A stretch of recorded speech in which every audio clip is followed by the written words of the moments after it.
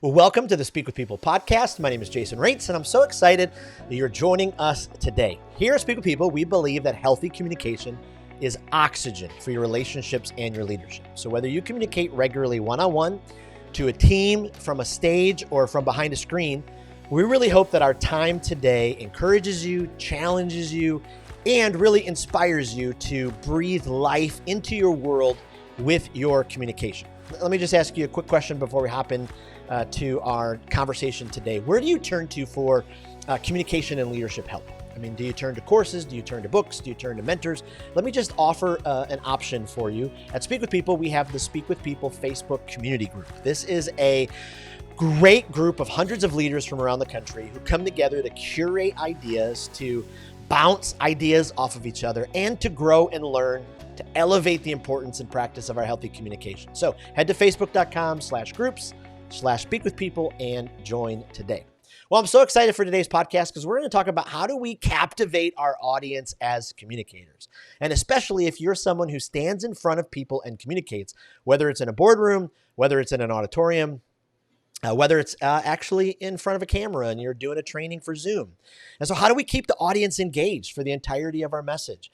Are the first 30 seconds really that important? Does it help to have a structure that we can go by for our talk or message or speech? Well, today I'm joined by speaker and author Fabian Ramirez. He's going to unveil some speaking secrets. He's going to help us discover some expert strategies just from all of his wealth of experience in communicating. I'm going to leave more of his introduction to himself, but this is just a leader and speaker that I highly admire. I've followed him for I don't want to sound like a stalker, but it's been many years online. He's just in my top 5 of speakers, and just really appreciate him taking the time to be on the podcast today. So Fabian, welcome to the Speak with People podcast. Yeah, Jason, man, thanks for having me today. I'm excited to share some knowledge with your audience and your constituents. I know it's going to be a fun day, and they'll walk away with something that they can implement right away. I love it. I love it. Well, hey, before we hop into the conversation, the interview, could you just give us a little bit more, your story, who you are, what you do, all that kind of stuff? Yeah, so I grew up in Houston, Texas, and in middle school, this is kind of where I start, because like in middle school, I was picked on and bullied by a gang member, and so I held all those negative emotions for a long time. In fact, I actually started to dress like a gang member because I thought, man, if this is the way that you can get respect, then that I'm going to do it. So that was a big part of my growing up. Now, eventually, I learned that didn't get you anywhere. It brought a lot of enemies into my life, and I definitely didn't want to go that route. Now, I was in a youth group, and so I think that being able to just be around people who talk about, how do you make a difference in people's lives? Obviously, Christ made a difference in a lot of people's life, and so that kind of won over all those negative emotions that I had. And so I started to just treat people the way I wanted to be treated. I started to live out, Luke, when Jesus says to love your enemies, I started to do that. I started to apologize to people who I thought they didn't even like me. They're like, why are you apologizing? And so that kind of led me down this path of being popular at school. So I went from being bullied to being the prom king of my high school. And it was, I kind of turned it around myself. I'm like, I'm not going to wait for somebody else to come along and kind of help me. And you know what? I'm just going to start treating people the way I want to be treated. So that was like the biggest takeaway. Even now, when I go speak to students, man, just treat people the way you want to be treated. I guarantee you will overcome your enemies and they'll become some of your best friends. Wow. That's amazing. So growing up, were you, a huge Houston sports fan then, I'm guessing? I was, man. I even have, at 2 months old, I'm in an Astros onesie. All right. And so, so I told my mom, man, thank you so much for putting me in that onesie.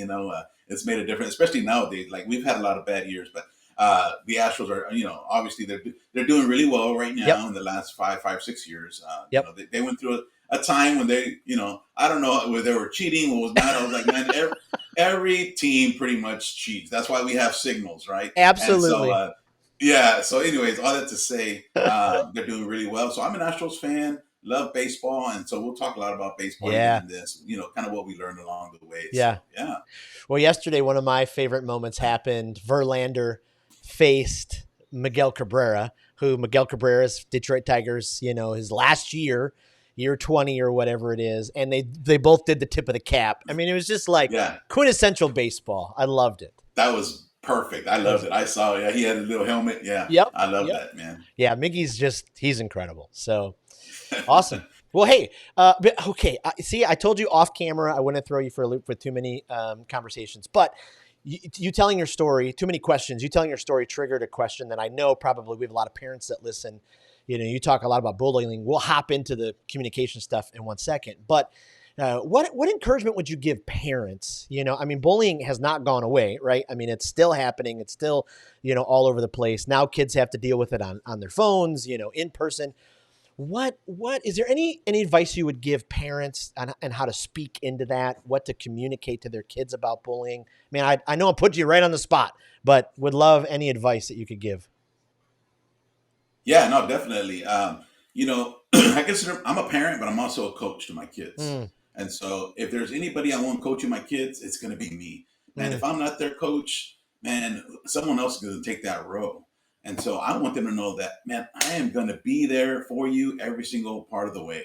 And mm, so, and I'll tell every parent, I was watching the Fred Rogers movie the other day, mm, and he has this one takeaway. All right. He's in front of this man. And he's like I don't know, he must have been in his 30s, maybe in his 40s. But this man was so emotional. You can see it all over his face. And he's looking at Fred Rogers, and, Tom Hanks is playing him in the movie. But he's looking at him, and Fred Rogers says to him, like, get it out. What do you want to say? mm, You know? And then he says these four words that I think every parent should memorize. Anything mentionable is manageable. mm, Anything mentionable is manageable. Man, it just kind of broke down that man. He started just sharing about what was going on in his heart, what was going on in his life. I mean, it was like a life saving conversation that wow. Fred Rogers was able to have, all because all because he told him, look, man, whatever you say, we're going to work through it together. I'm going to be there every step of the way. Mm, So every time I hear parents talk about, man, my kid is getting picked on, I've already done everything, and I get those parents, right? I'm on my wits' end. I don't know where else to turn. I've already told the yep. teacher, the Yep. principal, they're not doing anything about it. I was like, yeah, but have you been there for your kid? First and Mm, foremost, we want to make sure your kid knows that you're going to be with them every step of the way. yeah. Because, yeah, if they see the teacher's not for them, I mean, they're already a distant person in their life. Principal, Yeah. even that much more. Yep. But the Yep. parent should be first and foremost. Yep. So for every parent, man, make sure that your kid knows anything mentionable is manageable. Mm. Wow. Wow. Awesome. Well, Yeah, man, thank you for starting off this interview with some gold. I yeah, appreciate that. absolutely. But I had to ask, especially with your, resource. So kind of, pivoting now. So you travel. I mean, that's what you do full time. You travel, you speak, you primarily go into schools. You do, talk with companies, and you kind of the whole gamut. But when did you first know you wanted to be a public speaker? When did it the light bulbs go off? Were you like, okay, I can do this. I'm just always so fascinated to know. Yeah, Jason, you'll love this story because you know the guy that I'm about to bring up. Mm, So I was a youth pastor in Dallas, Texas, and I was always speaking. I love speaking to students, but part of it's hard, as you know, because I know you've had a pastor role in the past. Every week, having to come up with different content, and when you're a speaker, man, you can have nowadays when you're like a traveling speaker, or an evangelist, you have three or four like go tos, right? Well, it's the same way in the speaking world, right? Depending on what they invite you or hire you for. Well, I had just had Eden. Eden is now almost 13 years old. That's why I always tell people, man, I've been speaking for almost 13 years now. Why? Because when Eden was born, I was holding her, and I was subscribed to Entrepreneur magazine and Inc magazine. mm, And the Inc magazine that came in, they had a headline on the front, and it said, "So you want to be a motivational speaker?" And I was like, huh. So I turned to the page, and I'm holding my daughter. Remember, I think she's feeding a bottle. And so I turned to it, and it said, "The art of motivating people." And it was an article about this guy named Josh Shipp, and he just got off the stage at a Future Farmer FFA convention, mhm. and he had just finished keynoting, and it said that he was talking to two people, almost like he was training them. So I like going for the fences, right? So I emailed this guy. I'm like, hey, I just saw an article about you. Of course, knowing Josh, he was already ready for this. He's like, yeah, man, hey, I'm putting out a course, and I started next week. It's called Youth Speaker University, right? And I show people what I do, you know.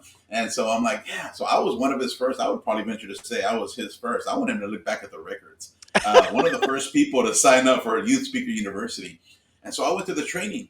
And so it was that, man. I was like, the light bulb Wow. went off. Like, because before at a church, people come to you, Yep. but I wanted to go to the people. Yep. I mean, there's nothing like being able to go into like a random audience. And I just kind of love that. Like cold audiences. I love being able to make the switch where they don't know me from Adam. But man, after a good, 5, 10 minutes of getting to know each other, man, I could just turn the audience, and Mm. there's something just about that. Yep. So I wanted to do that. And so I that's how I learned, man. Inc. magazine. Had I not been subscribed to it, I don't know if I'd be talking to you today, Jason. To be honest with you, so Wow. it's just those little things, man. You just never know what the next thing's going to come from, like either a magazine, a Yep. podcast, a movie, like everything. Everything is a learning Mm. experience. That is so good. And he's still leading Youth Speaker University today. So he's been eating it for 13 years, about 13 years now. So I can say that because that's when exactly I signed up about almost 13 years ago. Wow. I can remember years I still have ago. the magazine. I still have the magazine. I showed it to him. I said, "Look," and it has my name in the front. You know how the magazine comes and it Uh says huh. your address and all that. Well, it had it in there, and I told him, "Look, I didn't go buy this off of Barnes and Noble. This was sent to me, and I had him sign it. So he signed Oh, the article for me, and so that's I still have awesome. a good signed copy of Awesome. it. So yeah, I so wanted to in the early years when I think he did a conference called Rock the Stage or something like that. I so wanted to yeah. attend that. I was never able to, but yeah, Yeah, it's just no, incredible. that's always a fun one too. Yeah, it's incredible just being around like-minded people. It feels Yes. like a big mastermind where you're Yes. just listening to people who do what you do. That's why things like Speak to People podcast, like-minded people, we all speak with people. We might as Yep. well find out how are you doing it. Oh man, I can implement that into my own speech. Man, Yep. that's it. I'm ready to rock and roll. And it's like Mm, a shot in the arm for us I love speakers that. because it's like, man, that's exactly what I needed to hear. I Now I love can that. move forward with that.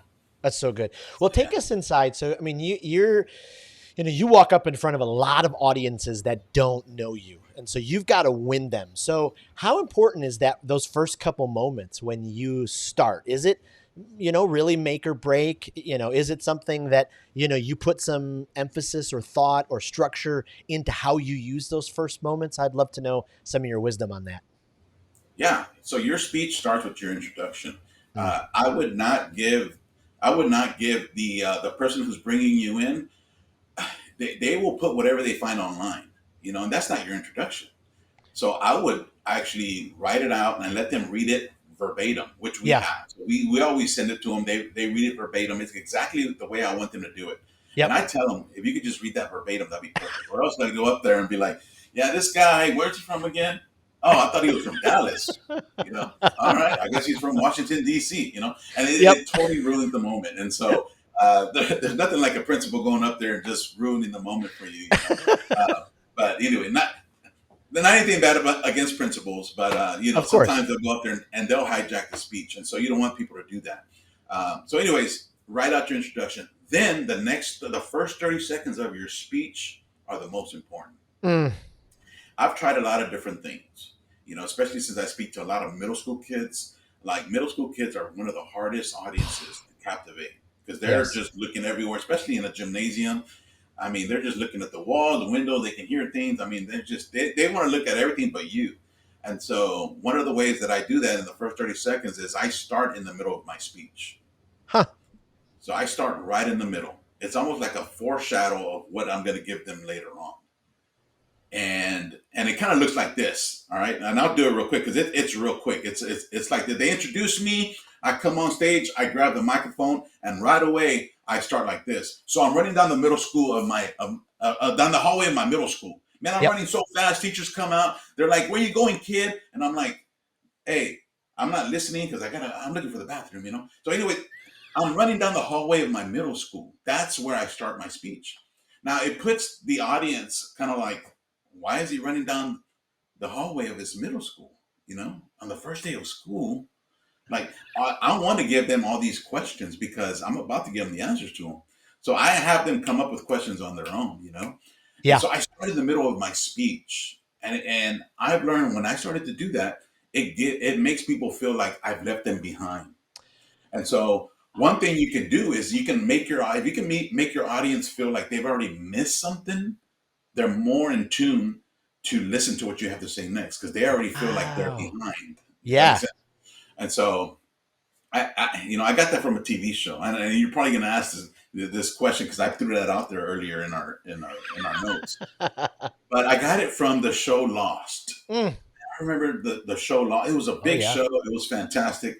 The first episode, you can go watch it, man. I'm sure it's out there on YouTube. But the first episode just starts when they're in a field and this guy is walking around. He's lying like that on the field, and he gets up, and then there's other people, and you're like, okay, there's not just one guy; it's a whole bunch of people. Next thing you know, there's random people. They don't even know each other, Yep. and then you see an airplane that's on fire behind them, and you realize it was a plane crash. You know, Mm. well, the whole show from there on talks all about what happened leading up to the crash. You know, so that's exactly what I do. I start with the crash, Yep. and then I lead them all the way up to and the crash. I even say it verbatim. The way I started my speech, I also say it again because then when I get to that point, I can see the kids. They're like, oh, they start elbow bump. You know, hey, that's the way he started the speech. You Yeah. know, Yeah. and so now I can see it's like full circle for them, you know. And by Oh, that point, I already have them. So, yeah. anyways, if you could do the first 30 seconds, if you could do some kind of a hook, I know some people. You know, the last thing I do is go up there and say, "Hi, my name is Fabian. Hi, you might not know me, or I'm this, I'm that." No, man, they've already done that. Let the introduction do that. Yep. Just rip it. Just let it rip. You know. Oh, that's so good. Yeah, because I mean, so many folks who are growing in their experience. That's what they do, right? They walk up and they adjust things. Is this thing on? This isn't working. Then maybe they'll joke with somebody in the front row. They're losing all that precious time. Yeah, But that's they that's are. incredible. Yeah, that's incredible what you just walked us through. Yeah, That's because I fantastic. mean, that's what I use. And some people use, you know, they they juggle or they do stuff. Yeah, if you have that, do it from the first 30 Right. seconds. Right. Capture, boom, get that. In other words, it's me. I'm on stage. You're here to listen to me. Yeah. And so, if you can do that, find out a way to draw the attention to yourself. Yeah. Yeah. And you could do that. I mean, you can command the stage in a way. That's why, like, it's always shocking to me. This summer I'm an old guy, right? And I'm still speaking at some summer camps for kids, and it's just still shocking that an old guy can walk on stage, and they'll still listen. They won't tune you out because I mean they will tune you out if you don't do what you just walked us through. But if you do that, it's just amazing what will happen if you hook them and you bring them in. Yeah, yeah, they want it. I mean, you can bring a young guy and he doesn't do it, man. He just bombs, and you just feel so bad for the guy, Yeah. they just haven't learned it yet, or they Yep. haven't practiced it yet. So Yeah. it should Well, be rehearsed. and I love how you started, how you start with that story. I love Donald Miller says, the human brain longs for a story. And it's just so, I mean, they just can't help themselves. They just get, it's a tractor beam, you just get pulled in like, what's he going to do? Yeah. Yeah, no, that's exactly it, man. And so I stick to it. Once I started, it all switched for me when I started doing that. Before I Mm, used to do the other, but that's yeah. when it kind of switched for me. I'm like, man, I'm never going back. This is the way I'm doing every speech, and it's been great ever since. Yep. So then kind of keep us walking through. So how important is it for you to, do you have the same structure to your speech? Have you put something together that's, been crucial for you in capturing their attention, or, is it just kind of, a mishmash of things, or does that structure matter for you? Yeah, so that first 30 seconds is very because I talk about the guy, he pushed me to the floor, and I talk about being assaulted right Mm, from the very first 30 seconds. And then right after that, I start telling jokes. yeah. So it does something to the mind because it's like, whoa, that was heavy. All of a sudden now we're laughing, we're having a good time. So for the next 10, 15 minutes, I'm storytelling, but man, it's all jokes. I mean, I'm setting them up, punchline, set up, punchline. Mm, And so, I work on this. I go to the DC Improv here where Chappelle got his start, and I practice this with people. Yeah. No And so, way. yeah, so you just got to get up there and just kind of let it rip, and then they'll let you go in front of an audience. They'll have a night where they bring in about 150 people, and those of us have been practicing. We can do it. They call 5 minutes to comedy. So we go up and we have 5 minutes. The blue light Wow. turns off. You better get off stage or they get you out. So you got 5 minutes to just let it rip, and I that's how I practice some of the comedy that I do in schools. So I do comedy, and the reason I do comedy is because the subject matter that I get into are very heavy. So if Mm. you're going to have content that is very heavy, um, I use comedy kind of like anesthesia. I knock out my audience, because I'm about to go deep. So if you Oh. ever go to surgery, man, you want them to give you anesthesia because you're going to feel it, right? And Yep. so I use comedy as anesthesia. And once my audience is relaxed, then Mm. I know I can turn the corner and I can go deep with my message. And so the way my speech is laid out, and I use it using the three messes. This is the easiest way to remember it. Mm. The first mess is where you share either your mess or you help people in their mess. A lot of counselors actually know this. Mm. So you either share your mess, right? Because when I share my mess, and this is what I do on stage, I share about how I was assaulted in middle school. When Mm. I share my mess, man, people lean forward and I'm like, wow, you just shared a heavy part of your life with me. Probably the Yeah. most dramatic thing you've ever been through. You just shared it with me, you know? And so now they lean in, kind of like, man, I built trust. Yeah. Just like if anybody shares any kind of mess with you, man, that's like, man, you trust me enough to share that with me. And so that's the first mess. The second mess is that now they trust me as a messenger. Mm. So, and as the messenger, I take that to heart. I'm like, I know why I'm there. I'm about to share a big message. I don't start off by saying, hey, I'm the messenger. I Right. start off by saying, man, look what happened to me. Mm. After that, they're open to me as the messenger. And then at the end, I can finally share my message, which is the third mess. So I go from mess to messenger, and then the third mess is message. Now I get to share about anti-bullying. I get to share about drug prevention, these deep topics. I never really get into like suicide prevention. Sometimes they do want me to talk about that, but only if there's counselors in the room. Other than that, I stick to like anti-bullying kind of message. Wow. But yeah, those three messes, I lay it all out. And then the storytelling is fantastic because I can start from the time I was born, and I have jokes about that. Yeah. And then I have jokes about elementary school. I have jokes about middle school. So it helps me in my mind to know where I'm at in my speech by what I'm saying, by the jokes that I'm saying. I'm like, oh, I'm joking about elementary school. Cool. Mm. I already know, I'm already 20 minutes into my speech, and then I get into middle school. By the time I'm in middle school in my jokes, I'm already at the halfway point of my speech. Mm. So it gives Wow. me a good framework in my mind. Yeah. Yeah. Oh, that's Uh, fantastic. and then you just bring it home after that. So Yeah. yeah.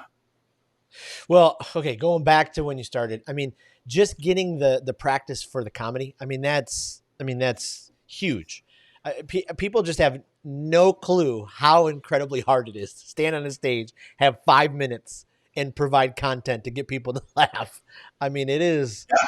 It's very difficult, man. Especially when you're doing it there. Like there's only 12 of us in the room, Mm. and you have to get up there and do jokes to people, and then they criticize you afterwards Right. about how you're not, yeah, about how you're too stiff, or you're not delivering the punchline right, or you're not. So the whole goal is this, and this is a good one for those of you who do use comedy. Is the best comedians out there can do like what they call belly rolls. This is where you tag, tag, tag.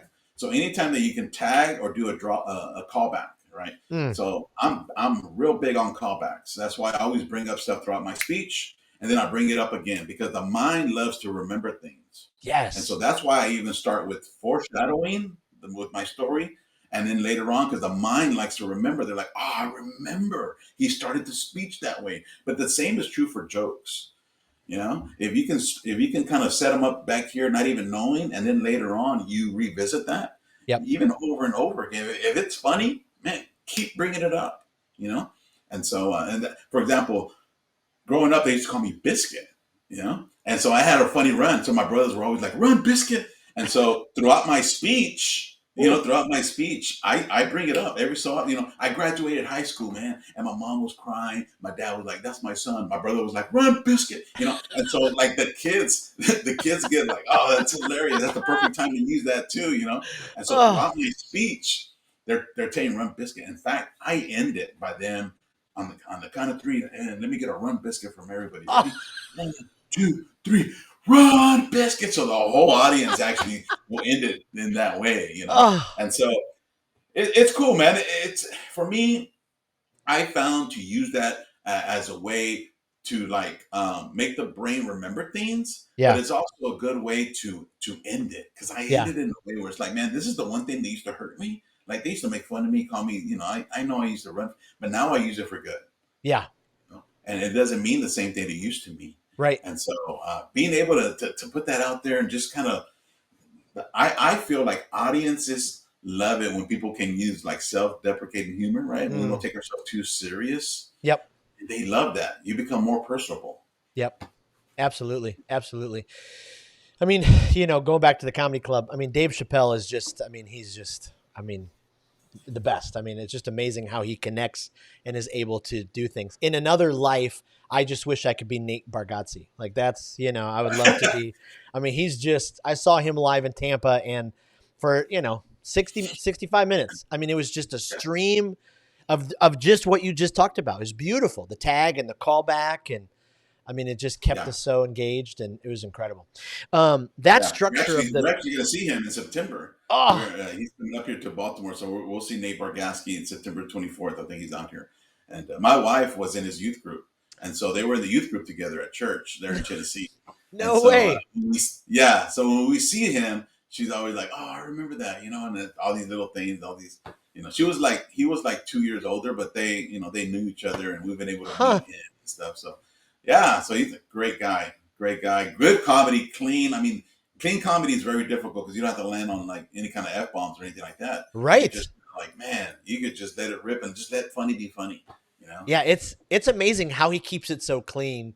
And Yeah. like his last Amazon special or whatever. I mean, it was 70 minutes of just I mean, I was like, "Oh my goodness." I mean, just And it was hard. He was in the round yep. auditorium, which Yep. is one of the hardest things to perform in because you never want people on your side or behind you. And somehow he was able to, he turned a lot, but he was able to do it. I was like, man, it's one of those things where I would say, always keep your audience in front of you if at all possible. But, I guess he had so many people that he had to do it in a round auditorium. So It's incredible. he still killed it. Yeah.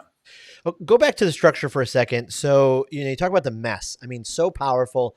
I mean, people are drawn into vulnerability and transparency.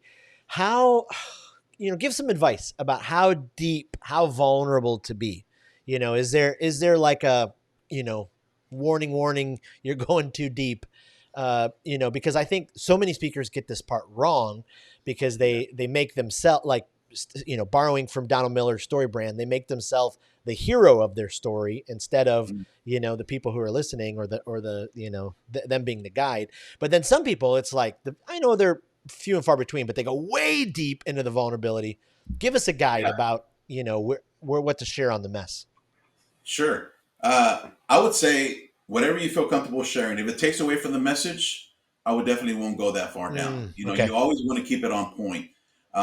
And if it makes you emotional, you got to be careful. I don't know. Sometimes you can lose your audience by getting emotional because it shows that maybe you haven't worked through some of your own stuff. Yeah.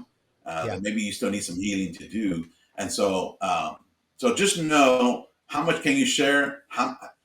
What what will make you emotional and stay away from that. Because the audience is not, they don't want you to just like vomit on them, right? Yeah. With all your stuff. That's Yeah. what the counselor's for. Yeah. And so the reason I use like the worst part of mine is because I make it funny. Like I Yeah. actually make it a hilarious event. But then I come back and say, I've been healed through that process. That's the only reason I let you laugh at my pain. Yeah. And so I make it a point to Oh. say, listen, I understand that what I said was hard, and I did it in a way that made you laugh, but I want you to know that I've been healed from that.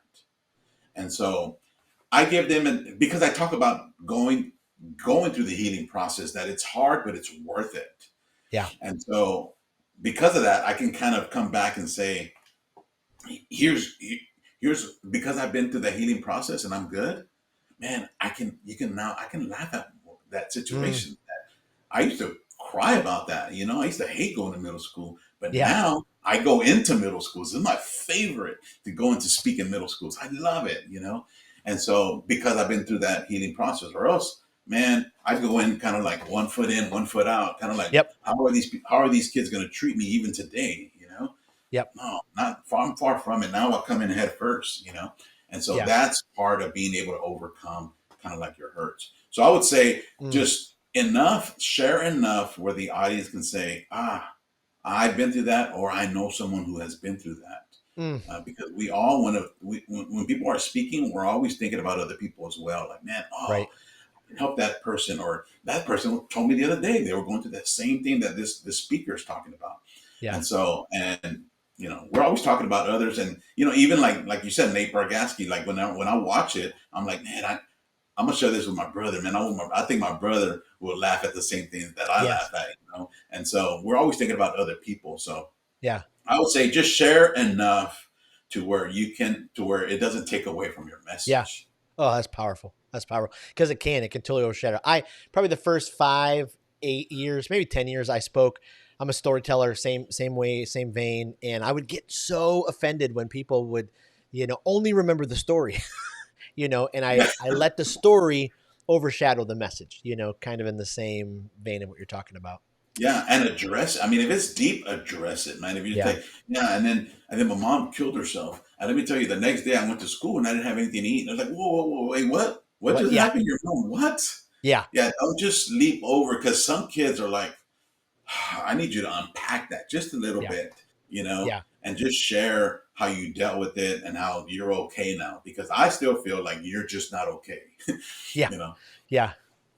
So 13 years, if there is there something you could tell like Fabian 13 years ago that you've learned over the course of, thousands and thousands and thousands of, people that you've spoke to, what's, something that comes to your mind that you'd love to go back in time and tell, Fabian 13 years ago? Well, I'll say, as far as the speaking business, I'll do that first. That it's going to work out. Mm, It's seasonal. There were times where I was just like, man, this is not cut out for me. No one wants to book me. yeah. I think we've all kind of been in that situation. Oh, Oh, yeah. this speaker's better than me. I can relate. What is he doing? What is he doing that I'm not doing? Yeah. Or what is she doing that I'm not doing? And Yep. so we can always don't compare yourself with others. I finally learned this. Look, don't don't look at the competitors. Become the competitor. Mm, You know, uh, become the competition. And what I mean by that, I'm not saying just walk around and say I'm the best. No, just be your best, and then people will see you as the competitor. yeah. Like, I don't care what people are doing on TikTok and Instagram and Twitter. I don't care about how many followers you have. There's other speakers that have way more followers than me, way more presence, are better looking. Okay, not that many, but a couple. But the goal is that your content needs to reign as king. Content is still king. Mm, If you have a better message than those people, then guess what? Your impact will be bigger and stronger and will last longer. And yeah. that's the goal, is that Yeah. the impact that you give will surely surpass, Twitter or X or whatever it's called nowadays. Yep. Um, your message will always reign. So, I love that. I love that. Okay, so kind of rounding third and heading home. So you've written a couple of books, uh, children's books, right? Do I have this? yeah, Do I have this right? So, and yeah. one of them you wrote with Two. your daughter. We did. We co-wrote, man. She came up to me one day and was like, "Dad, you wrote a book. I have a book about how I help kids debrief like their anger. It's called A Kid's Book About Anger." And so I Oh, teach kids know how to unpack their anger, and how do you really, because kids don't know how to do it. right. And just like everything else, we all need to be taught something. Yep. You know, how do you deal with your anger? So I wrote a book about that. It's called A Kid's Book About Anger. So my daughter comes up and says, "Hey, you wrote a book. I want to write a book too." And I was like, She goes, will you help me? I'm like, oh man, it's so hard to write. Yeah, that's why not everybody has a book. And I'm like, man, I went through a publisher and they went like 2 years in the making just to get it out. Wow. So I told her, look, what would it be about? And she goes, Dad, they say that kindness has been lost with my generation. I want to write a book about how kindness can be found. I was Oh, like, man, that is so good. oh, I was like, we got to do it. I can't say no, oh. man. And so we started with the title. We start with the end in mind. And so we started with the title. We're like, you know what? We're going to call it How Kindness Was Lost and Found. And Wow. then that's what it's called. So we're like, man, we're going to write it about a kid that goes to all the lost and founds in his small town looking for kindness. And that's the whole gist of it. And his mom tells him, he doesn't find it because you can't find kindness in a box. But his mom finally tells him, like, hey, the reason you didn't find it is because you can't find it in a box. You can only find it within people. And then he has this aha moment and he becomes the hero of his story. He's like, really, Mom? And he asked $1 million question that we should all be asking ourselves. He says, well, Mom, how can others find kindness in me? You know? And so that was the whole gist. And then she starts talking to him about the golden rule. She's talking 5 love languages in there. She's like, you gotta love people or give people gifts, or this is how you show love to people. He Yeah. goes through all five of the love languages. And I'm like, when you start doing these things for people, man, people start looking at you like, man, this person is so kind. This person has kindness in them. And Mm. so, anyways, that's the gist of the story. So Oh my yeah, goodness. pretty cool. That's Hmm. amazing. And to do it Yeah, with your and daughter. now as a fifth grader, she was an author, going around, and now she's just got her first opportunity for a speaking engagement at a conference, Oh, and so yeah, so we're gonna kind of coach her through that and come up with a 30-minute speech yep. about the book and about kindness and about there's a lot of science behind being happy and being kind, and so Yep. we're gonna kind of break it down and kind of help her how to develop a speech now. So Oh my goodness. yeah, Well, so you've fun. given us such gold. I mean, such great wisdom, especially for people who are communicating. And then, I mean, even for parents, and I mean, just so appreciate your time. Before I let you go, let me do some rapid fire questions. Our audience can kind of keep getting to know you. You know, do you have a favorite speaker? Someone that's like, ooh, I every single time I love listening to this speaker. They just bring it I, home for I me. remember when I first started, I was obviously like everybody else typing in motivational speaker, finding people. So 13 years ago, you would hear like Les Brown or you would hear Zig Mm. Ziglar. In fact, I would say I would put Zig Ziglar at the top, just kind of that old school. You know how some comedians are like Richard Pryor, man. Richard Pryor was the guy. Okay, I put Zig Ziglar in that spot in my mind, and I remember you can Google the Prime the Pump. He has this speech on YouTube that I used to watch all the time. It's called Priming the Pump, Mm. and I love it because he uses this pump as a prop. And he's teaching this audience, and he's like, man, the thing about priming the pump is that you got to do the hard work. You got to do the hard work, and if you stop doing the hard work, man, the water will go down the well. So you got to keep doing it, man. And by the time that water comes out, and ooh, man, there's so much that water can give. But then if you stop priming the pump, and I've always remembered that, like Wow. hard work, will bring results. Yep. It's almost like action creates traction. And so that's exactly what I got out of it. So I never forgot using props, using things on the stage. He uses his voice, also goes up and he goes down. Yep. Like he knows all in that. It's like 4 minute clip. And he had the audience laughing. I mean, it was like, if I could do that for 4 minutes, I get an hour. This guy did so much in 4 minutes, and I usually do like 30. But anyways, all I have to I say, love it. he's one of my I favorites. love Yeah, it. Zig Ziglar. I love Priming it. the pump. We'll find that and we'll put it in the show notes, of course. And then, is there a podcast you really love, either for communication, leadership development, or even guilty pleasure that you're like, oh, I just love Yeah, this one. I do a lot of like on the road. I'm always listening to uh, a lot of audio, like Audible. Yeah. Uh, the last one that I read was or listened to. Obviously, it's kind of weird, right? People who, yeah, I read this book. No, you didn't. You just listened to it, right? But Alex Harmozy has a good one called $100 Million Offers, Mm-hmm. and it's great for like if you sell anything, even a book, or even if you sell like your speaking services, just knowing Yep. how do you put the offer online. And it always goes back to this quote that I've heard. I don't even know who said it, but a confused buyer will never buy. And Mm. so if you can actually and it is true, because you ever been to Arby's? Man, Arby's has like 30 options of number one. You know, can I get a number one? Would you like that small, medium, or large? Would you like that? Blah, blah, blah, blah. Like, I'm like, "Ah, I don't know. I just wanted a number one. That's all I wanted, you know? And so, but a confused buyer will never buy. And so I love how he says about $100 million offer, how you just create the perfect offer. And when it's so perfect, man, people feel dumb saying no. You Yep. know? So we should all, as speakers, we should also think about how do we offer our services to people. And if we confuse people, that's probably why we're not being booked. Mm, So if you can you put yourself out there as good as you are, and if you make it real difficult, man, put a 20-page form out there, right? I yeah. guarantee you, you're gonna start losing business. Yeah. If Absolutely. you make yourself more like, man, put just two or three different like, I just want to say, how much do you charge? You know, Yeah. let's start there. Yeah. I think you'll be able to get booked a lot more. And another one that I would say, since it's a lot of speakers and authors will probably be listening to this podcast, it's called "Book Yourself Solid" Mm, by a guy named Michael Port. And my main takeaway from him, I had a lot of takeaways from his book, but I remember when he said, don't tell people what you are, tell people what you do. mm, And he talks about how when you network with people, make it easy for people to refer you. For example, if I say, "Hey, Jason, I'm a motivational speaker," well, now I leave you with all the questions to ask, you know. right. But if I say, "Hey, Jason, you know how you put an audit, you know how when they sit all the kids in an auditorium and then a guy comes in and they speak on like anti-bullying or drug prevention, like for Red Ribbon Week. Remember we grew up with Dare? Remember that? Okay, well, guess what? I'm the guy they hire nowadays. That's what they Yes. do. So I'm That's a so good. speaker for schools.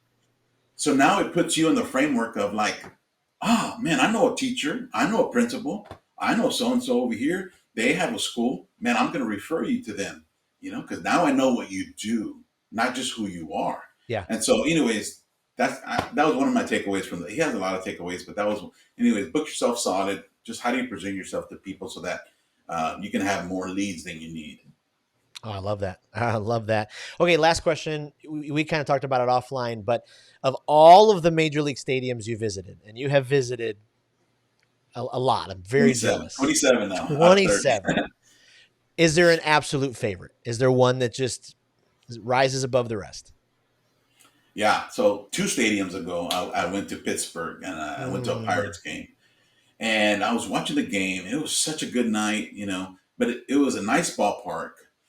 Easy parking, $15 across the street. Across the street, $15 is crazy. And then, but the most, the thing that stood out the most to me was as I'm watching the game, I saw this elderly man, an usher for the Pirates, and he was showing a family to their seats, and he had their tickets, and when he's like, "Come on, follow me," and he's, they're following to the seats. When he gets to the seats, he pulls out this rag, and he starts wiping down the seats. Every seat that they're about to sit in, he wipes them down, and then he's like, "Okay," and then he gives the ticket back, and they're just standing there like you can see it on their face, like you don't have to do this, right?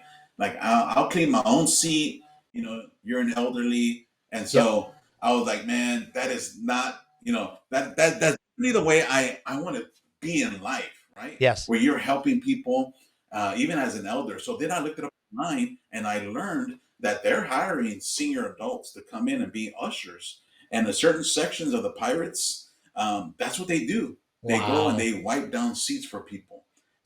It's memorable. So much so, there's like a CBS special about this one guy who was 99 years old. And so, anyways, all that to say, like, I can see me like even presenting this to people to be like, man, first of all, you're never too old to be kind to people. Yep. Kindness is not. We Yep. usually hear about people older that sometimes they're mean. Get off my lawn. So this is a way, just kind of like teenagers too. Yep. Teenagers are always mean and they're always selfish, thinking about themselves, but sometimes they are. But man, I like to look for the benefit of the doubt in people. Yeah. And let's share some of the positivity that we see online. And Yep. so, man, just that whole story of kindness, man. For me, the Pirates, Ha, PNC Park. I call it the kindness part, man. I love it. Awesome. I It's love it. amazing. So that's one of my favorites. Absolute. Ah, amazing. Well, Fabian, I can't thank you enough for spending this time with me and really can't thank you enough for all that you do for students and families. Before I let you go, could you just tell us, where can we find you online? We'll make sure that we, put all that stuff in our show notes and emails and all that kind of stuff. Yeah, sure, absolutely. So you can find me on my website, fabianramirez.com. You can also Google bullying speaker for schools. I'm usually top four in there, or that Hispanic guy who speaks in schools. All right, there's about two or three of us. All right, like whatever you want to type in, man. Yep. That those things for sure. Fabianramirez.com will definitely put people into my website. It has great information all laid out. So yeah. Awesome. Awesome. Well, thank you again for being on the Speak with People podcast. Really, really value your time, and thank you again. Yeah, no, thank you guys. Appreciate you. And thank you for being a part of the Speak with People podcast community. We're just so grateful for you. Every single download, when you listen, when you watch on YouTube or Spotify or Apple or Buzzsprout or Amazon Music, wherever you listen to this podcast, if I could ask and would come to you, if you could leave a review on Apple Podcasts, that would be absolutely huge. If this podcast has given you value, just go to Speak with People on Apple Podcasts, scroll down, leave a review. That really does help the algorithm so more people can find it. Also, are you a leader who is finding themselves standing in front of people more often and you just need to improve your public speaking skills? Well, Speak with People's created a course. We call it The Pathway because it's a step-by-step guide to becoming a more confident, clear, and captivating communicator. So if you go to speakwithpeople.com/thepathway, you can find out information about our course. Thanks again for being a part of the podcast. Hopefully today you've been challenged, encouraged to elevate the importance and practice of healthy communication in your life and leadership. My hope is that you will speak with people and not at them. We'll see you next week. Thanks again.